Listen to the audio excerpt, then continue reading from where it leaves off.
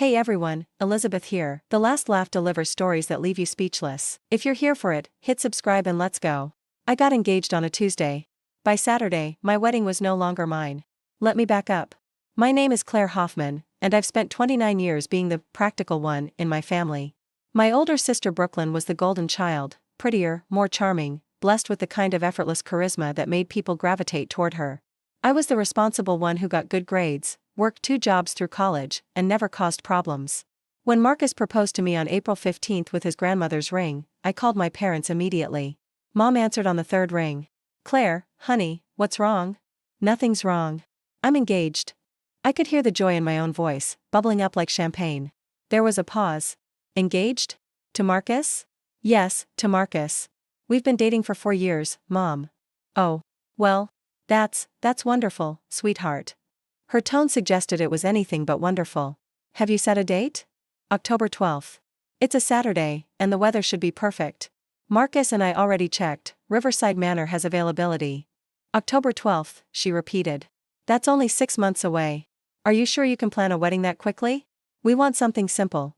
Maybe 50 people. I've already been researching vendors. Well, congratulations. Your father will be thrilled. She didn't sound like anyone was thrilled. I need to go. We'll talk soon. She hung up before I could say I loved her. I should have known then. Should have recognized the warning signs. But I was too happy, too caught up in the joy of planning a future with Marcus. By Monday, I'd booked Riverside Manor, $8,500 for the venue, with a $2,500 non-refundable deposit. By Wednesday, I'd secured Bella's catering for $4,200, hired photographer Tom Chen for $3,800, and put down $1,500 with DJ Mike Rodriguez. Total invested by end of week 1, $22,600, with $8,900 in non-refundable deposits.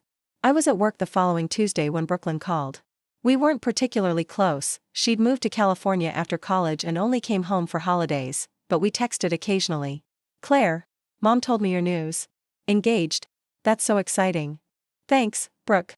Yeah, we're really happy. October 12th, right? At Riverside Manor? Something in her voice made my stomach tighten. Yes. Why? Oh, no reason. I'm just so happy for you. Marcus is a great guy. Very stable. Stable. The way she said it made it sound like an insult. He's wonderful, I said firmly. Of course he is. Listen, I have to run, but we should get together soon. Plan some sister bonding time before the big day. She'd never suggested sister bonding time in our entire adult lives. On Thursday, my mother called.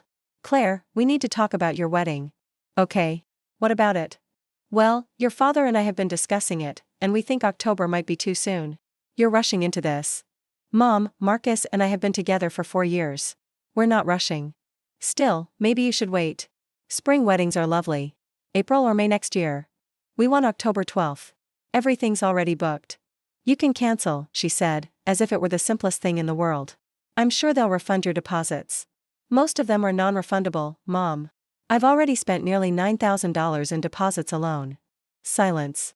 Then, well, that was hasty. You should have consulted us first. I'm 29 years old. I don't need permission to book my own wedding. No, of course not. Her voice had gone cold. Do what you want, Claire. You always do. I'd never done what I wanted a day in my life. I'd majored in accounting because Dad said it was practical. I'd taken a job at Morrison & Associates because Mom knew someone there. I'd lived at home until I was 25 to save money, per their suggestion. But sure, I always did what I wanted. Friday morning, Brooklyn showed up at my apartment. I hadn't seen her in 8 months, and suddenly she was on my doorstep with coffee and pastries from the expensive bakery downtown. Surprise! I'm in town for a few weeks. Thought we could hang out. A few weeks? What about your job? I'm between opportunities right now. That was Brooklyn speak for, I quit another job. Can I come in? We sat on my couch, and she gushed about my ring, my apartment, my plans. She seemed genuinely interested, asking detailed questions about every vendor, every detail. Tom Chen is your photographer? I've heard amazing things about him. Yeah, he's incredible. His portfolio is stunning. And Bella's for catering? Smart choice. Their food is supposed to be the best in the area.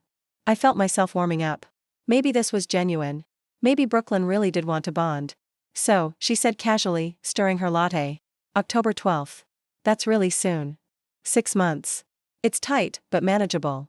Have you bought your dress yet? I have an appointment at Ella's bridal next Saturday. She nodded, smiling. This is so exciting, Claire.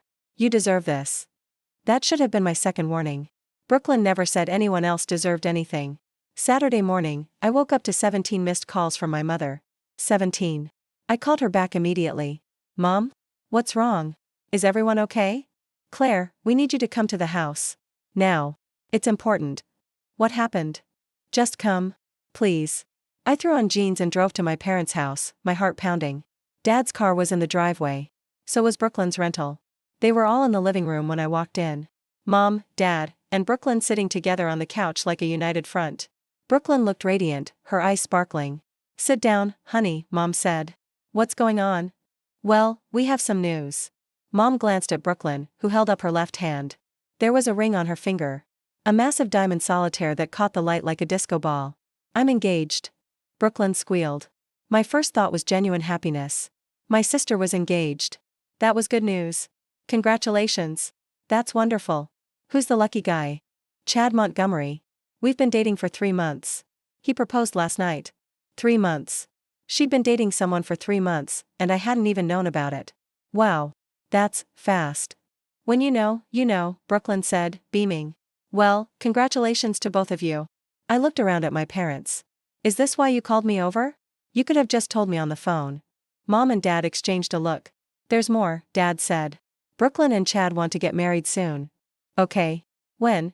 Brooklyn's smile widened. October 12th. The words hung in the air like a grenade with a pin pulled. I'm sorry, what? October 12th. We've decided that's our date. That's my date, I said slowly. That's my wedding date. Well, yes, but Claire, we need you to be reasonable about this. Mom leaned forward. Brooklyn's situation is different than yours. Different how? Chad comes from a very prominent family. The Montgomerys. His father owns Montgomery Industries, they're worth over $50 million.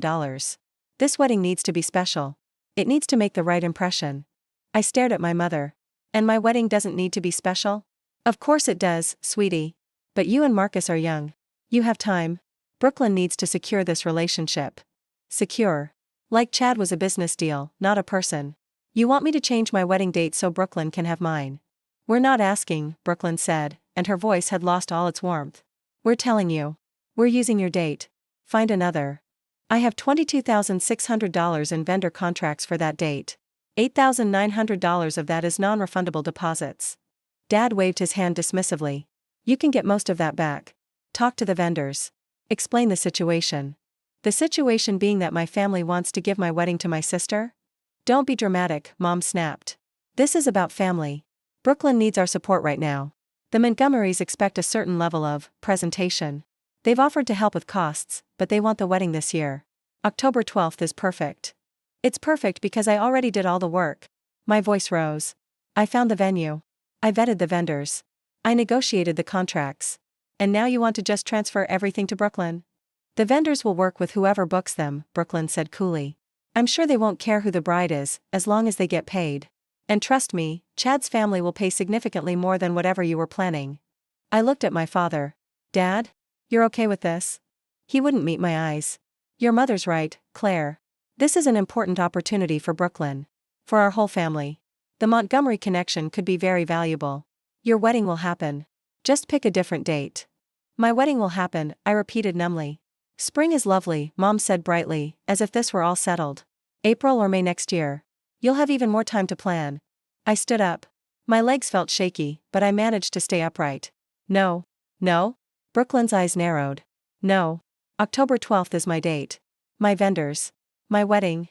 You can't just take it. Claire, honey, Mom started. I'm leaving. I walked out. Behind me, I heard Brooklyn say, she'll come around. She always does. She was right. I always did come around. Always bent. Always accommodated. Always put Brooklyn first because she needed more support, more attention, more everything. Not this time.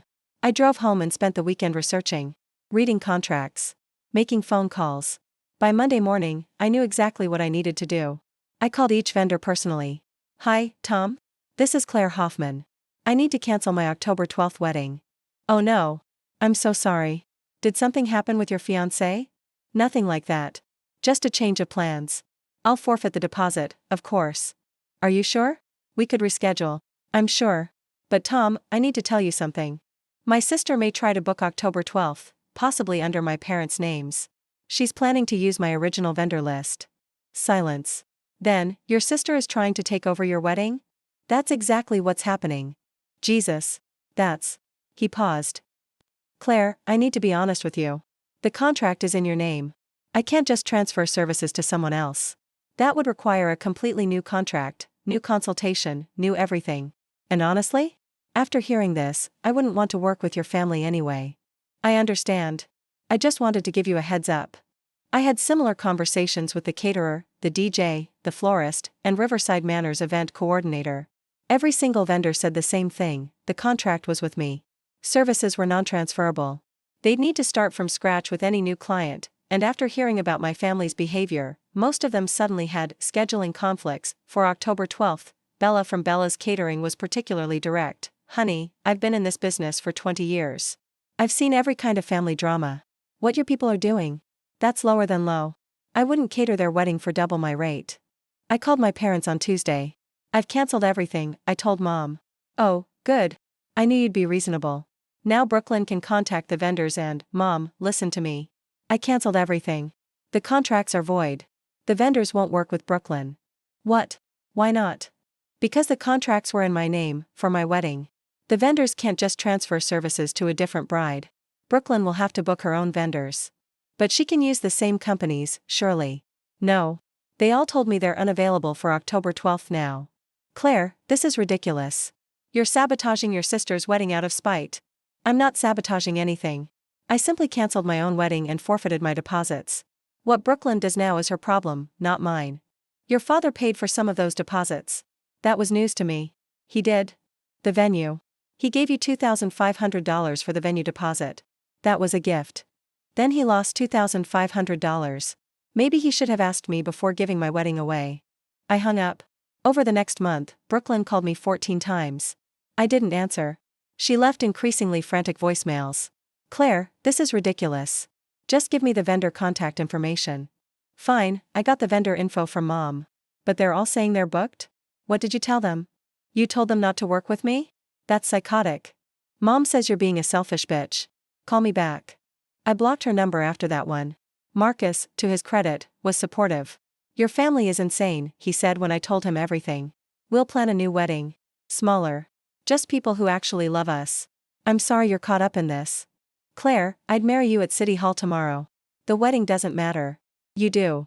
I loved him more than ever. September rolled around. I heard through a family friend that Brooklyn had managed to scramble together a wedding for October 12th, different venue, the second-rate Westwood Hall instead of Riverside Manor. Different vendors, all last-minute replacements. Dad had apparently dropped $65,000 to make it happen, calling in favors and paying premium rates for the rush job. The Monday before the wedding, my mother showed up at my office. You need to come to your sister's wedding. No, I don't. She's your sister. This is her special day.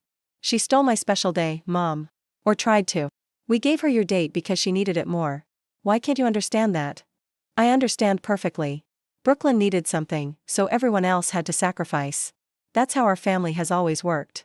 Mom's face crumpled. Please, Claire. People will talk if you're not there. What will the Montgomerys think? I don't care what they think. I'm not going. She left crying. I felt a twinge of guilt, but mostly I felt relief. Saturday, October 12th, dawned clear and beautiful. Perfect wedding weather. I spent the morning at a coffee shop with Marcus, reading and relaxing. My phone rang at 2:47 p.m. Brooklyn. I almost didn't answer, but curiosity got the better of me. What? Claire, please, you have to help me. Her voice was pure panic. Help you with what? The caterers just left. They just left. In the middle of the reception. They took all the food. The bar is gone. Everything. They said something about the contract being wrong and they couldn't serve us. You need to call them. You need to fix this. I felt something cold settle in my chest. What caterers did you hire? Stewart and Sons. They were the only ones available on short notice. But they just walked out during dinner service. We have 200 guests and no food. The Montgomerys are here. Chad's father is furious. I can't help you, Brooklyn. Please. I'm begging you. This is my wedding. No. You said October 12th was your date. You said you were taking it. This is your wedding, which means it's your problem. I hung up. At 3:15 p.m., Dad called. I let it go to voicemail. Claire, I don't know what you did, but the DJ just shut down. He says his contract specifies the original bride only. The photographer left. Even the florist is packing up the centerpieces. Brooklyn is hysterical. Your mother is having a panic attack. Call me back right now. I didn't call back. At 4:02 p.m., my mother texted, the wedding is over. Everyone left. Brooklyn is devastated. How could you do this? I texted back, I didn't do anything. I canceled my wedding a month ago. She called immediately. I answered. What did you tell those vendors? Nothing. I canceled my contracts, just like you told me to. But they showed up to Brooklyn's wedding and then left. They said the services were contracted to the original bride only and they were terminating the event. They took the food, the music, everything. The wedding lasted 30 minutes. 30 minutes. That's unfortunate. Claire, what did you do? Mom, I didn't tell them to do anything. I simply canceled my October 12th wedding. If vendors Brooklyn hired separately chose to leave her event, that has nothing to do with me. That wasn't entirely true. But it wasn't entirely false either. When I'd called each vendor to cancel, I'd been honest about why. I'd told them my family was trying to take my date, my plans, my whole wedding for my sister. I'd said I understood if they wanted to work with Brooklyn instead, but that I was withdrawing my contracts and forfeiting my deposits. What the vendors chose to do with that information was up to them. Apparently, some of them had taken creative approaches to the situation. I learned later, through the family grapevine, that Stewart & Sons Catering had been a shell company set up by Bella from Bella's Catering. She'd heard about Brooklyn's situation and decided to teach her a lesson. She'd taken the booking, showed up, served appetizers, and then announced that due to contract irregularities, she was terminating service immediately. The DJ, the photographer, and the florist had all apparently coordinated similar stunts. They'd fulfilled the absolute minimum of their contracts, showing up, and then left, citing various technical contract issues. Brooklyn's perfect wedding, the one that was supposed to impress the Montgomery family, had lasted exactly 30 minutes before imploding in front of 200 witnesses. The Montgomerys, I heard, were not impressed. 3 weeks later, I got a text from Brooklyn. Chad called off the engagement. His family thinks I'm trashy. I hope you're happy. I didn't respond. A month after that, Dad called. Your mother wants to know if you'll come to Thanksgiving. Is Brooklyn going to be there? Yes. Then no. Claire, this has gone on long enough. You made your point. Brooklyn's engagement is over, she's humiliated, and your mother is depressed. Can we please just move past this? Dad, I didn't do anything to Brooklyn. She tried to steal my wedding. When that didn't work out the way she planned, there were consequences. Those consequences aren't my fault. You could have been the bigger person. I was the bigger person for 29 years. I'm done being the bigger person while Brooklyn gets to be the golden child who takes whatever she wants. He hung up on me. Marcus and I got married on Valentine's Day in a small ceremony with 35 people, friends, his family, and exactly 0 members of my family. We honeymooned in Costa Rica for 2 weeks. Last month, 6 months after the October debacle, my mother sent me an email. Claire, I've been in therapy. My therapist helped me understand that we treated you unfairly. Brooklyn has always gotten preferential treatment, and we've expected you to accommodate that without complaint. What we did with your wedding was wrong. Profoundly wrong. I can't undo it, but I want to apologize. I'm sorry. Truly sorry. If you're willing, I'd like to try to rebuild our relationship. On your terms this time. I haven't responded yet. Maybe I will. Maybe I won't. But I know one thing for certain, I'll never again sacrifice my happiness for someone else's convenience. I'll never again shrink myself to make room for someone who takes up more than their share of space. And I'll never, ever forget the day my sister tried to steal my wedding, and learned that some things can't be taken, only given. And I wasn't giving her a damn thing.